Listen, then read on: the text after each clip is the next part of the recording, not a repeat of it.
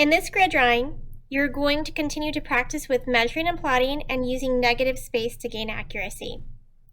So now we have to figure out how much bigger to make these squares. So let's check one of the squares and see how many of these fit into the larger squares.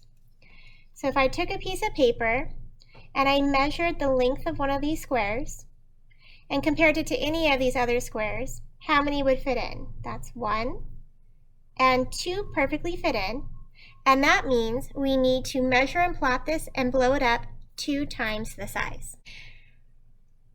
We're going to practice this square together. We're going to measure anything that crosses on the edge of this square. So something crosses here, I'm going to put a dot, here, and here. So go ahead and mark yours up. And then you also want to do any important intersections. So where these two come together, that would be good to know.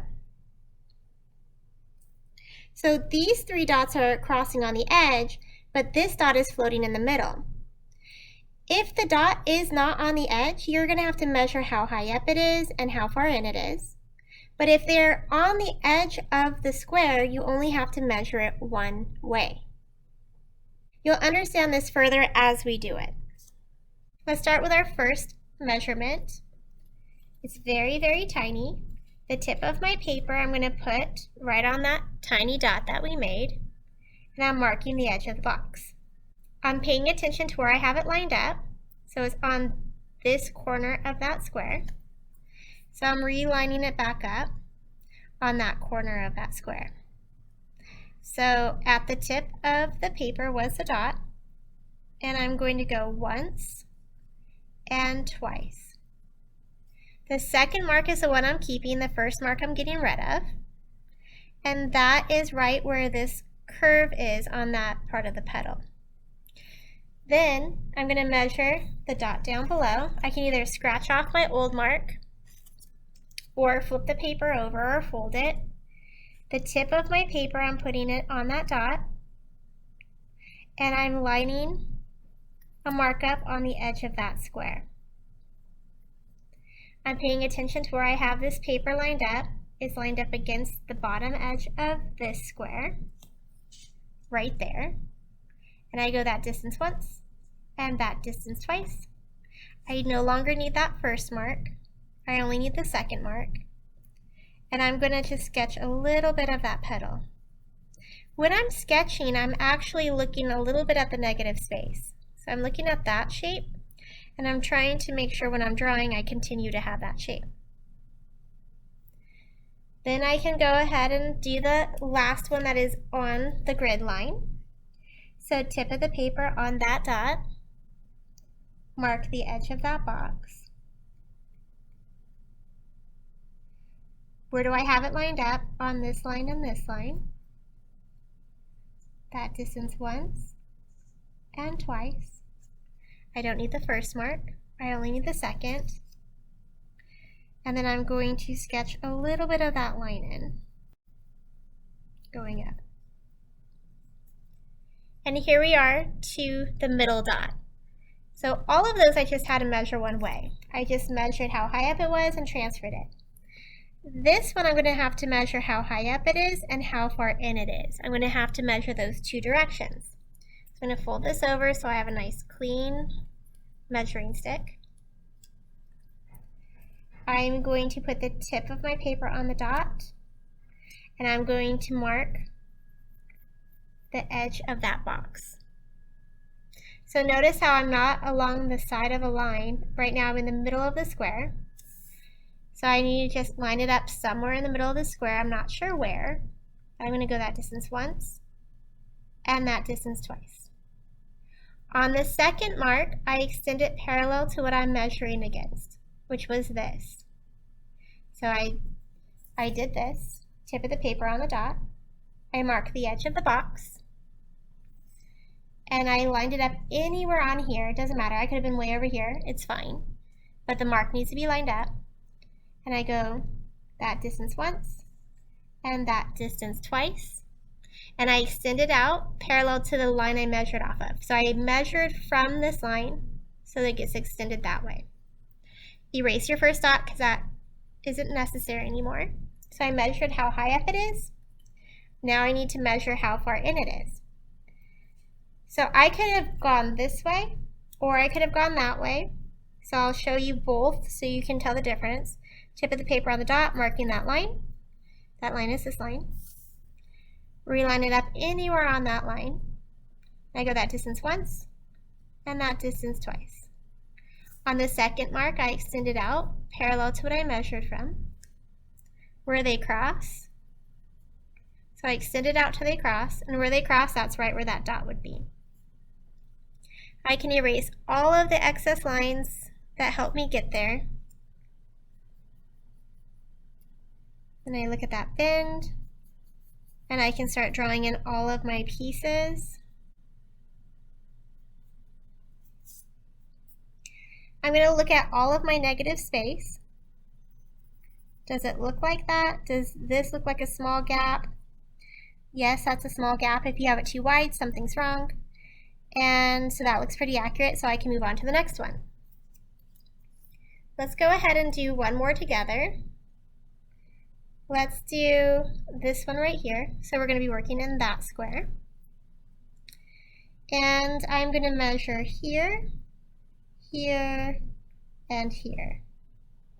And then I have one where there's an intersection where I'm going to have to measure two ways. So I'm going to start with my first dot, tip of the paper on the dot. Right now I'm up against a line, making it easier for me. Where did I make my mark? My paper is lined up right here. So I just reline it up the same spot. I go that distance once, that distance twice. So that's the first part of my flower. I don't need the first mark. I'm going to cross off my old one or flip it or whatever I need to do. The second dot. Pay attention, where do I have this lined up? Lined up right here and here. That distance once, that distance twice. Right where the second part of the flower goes. Where does this petal end up? So I have a little dot right there. Tip of the paper on the dot, marking the box, paying attention to where I have it lined up. The paper is against here, the mark is here. Mark is there, paper is there. That distance once, that distance twice. I don't need the first dot, but I do need that second dot. So I can kind of draw a little bit of it out. I could connect it, but I really want to measure and plot this one first before I connect them.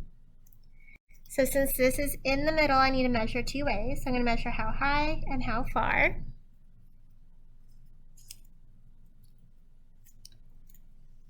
So tip of the paper on the dots. Like now I'm not lined up on the edge of the box, so it has to be somewhere in here, anywhere. Just this line has to be marking this line. Can't be high or low.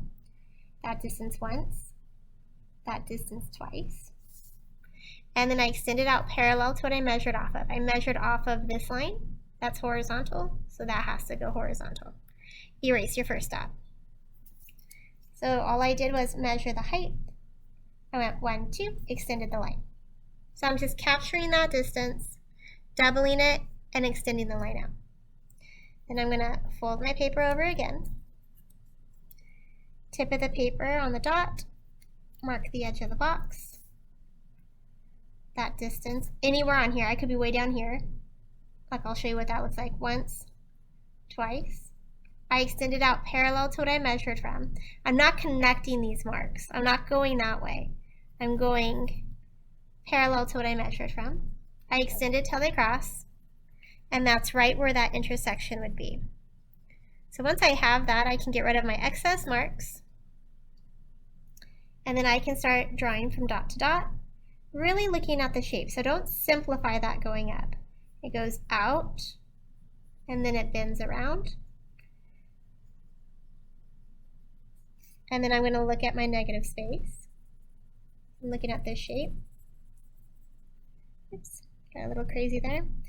and then checking for accuracy. Once you get the flower done, or you can do this as you go, you also want to start to shape it. And so all of these petals have these little creases. And so you want to really carefully look at those, even those little dots, and freehand those in.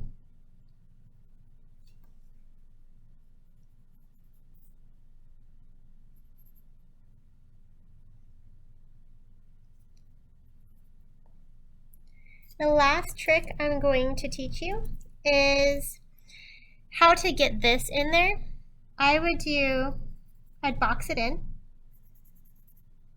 with vertical and horizontal lines nice and tightly squeezed into the edges. So at the very top, the sides and the bottom. And then you can transfer that box itself. So I can measure the distance between the bottom of the box and the line. And then double that distance, 1, and it's going to be really teeny, 2.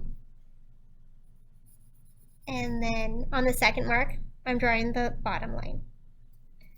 Flip my paper, capturing the distance between that gap of the box, 1, 2. I'm going to get a whole new paper. How far down is that box? So I put the paper at the top of the box, so I'm capturing that distance. And it was once, twice, and then the gap here. Once, twice. So sometimes when you have such a complex shape, it's just a good idea to transfer a box, and then you can go ahead and just freehand all of it. And it needs to just, when you freehand it, it needs to fit inside of the box, touching from edge to edge. The only thing in here that I don't care about you measuring and plotting are going to be these leaves right here. These leaves and these leaves. You can go ahead and draw them by looking at negative space. So meaning I'm not going to make you measure and plot each one of these leaves. So give it your best guess and freehand that part out. I would probably measure the stem though. So the leaves, freehand, and you can freehand these leaves again just by looking at negative space. All of these other parts of the flowers I want you to measure and plot. So wherever something crosses, you can put little dots in so you know where you're going to do that. So here it crosses, here it crosses, and you can go all the way around wherever a contour or an outline crosses around this flower. It would be a good idea to plot a dot in the middle of this flower, so that would have to be measured the 2 ways.